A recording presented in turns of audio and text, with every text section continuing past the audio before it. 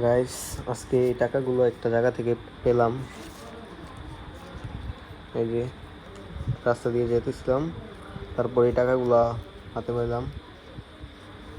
এই যে আরো আছে, শুধু এটাই নয়, আরো আছে, দেখাচ্ছি। এই যে আরো, তাদের লাগবে কমেন্ট করেন, জানান আমাকে, লাগলে বলেন। এই যে অনেক টাকা আছে আমার কাছে।